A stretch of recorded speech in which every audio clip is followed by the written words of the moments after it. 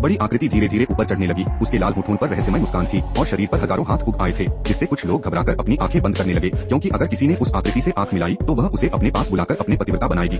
कुछ लोग धीरे धीरे कदम रखते हुए ऊपर चढ़ने लगे, लेकिन वह राक्षस लगातार उनमें से किसी उपयुक्त शिकार की तलाश कर रहा था। जल्दी ही वह उन तक पहुंच गया।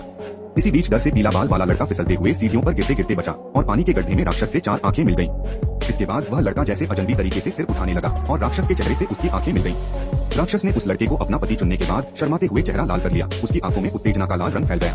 पीला बाल वाला लड़का जैसे ही अपनी मां को पुकारने वाला था, राक्षस ने अपना मुंह खोल दिया जो दांतों से भरा हुआ था, लेकिन वह लड़का डर से इतना कांप रहा था कि वह हिल भी नहीं पा रहा था और राक्षस के हमले से बचने के लिए भाग नहीं सकता था। ठीक उसी समय एक छोटा लड़का समय रहते उसे धक्का देकर दूर कर देता है और पीछे की दीवार राक्षस से टकराकर चकनाचूर हो जाती है। अब किसी को देर करने की हिम्मत नहीं थी। सभी लोग तेजी से ऊपर की ओर बढ़ने लगे। वहीं राक्षस ने सीढ़ियों पर मुड़ते हुए उनका पीछा करना जारी रखा।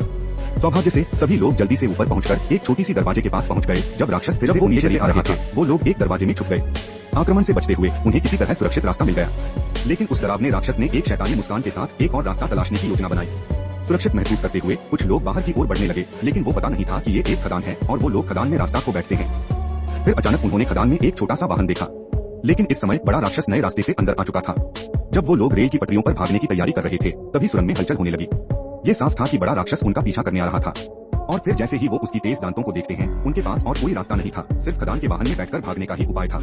राक्षस ने पीछा करना नहीं छोड़ा और वो लोग जैसे तैसे एक रोलर कोस्टर की तरह भागते रहे। अपने पीछा करने वाले राक्षस से बचने के लिए उन्होंने अपने बैग से बम निकाले। बम के विस्फोट से राक्षस रुक गया, जैसे उसे खतरे का एहसास हुआ और उसने नया रास्ता पकड़ने का सोचा।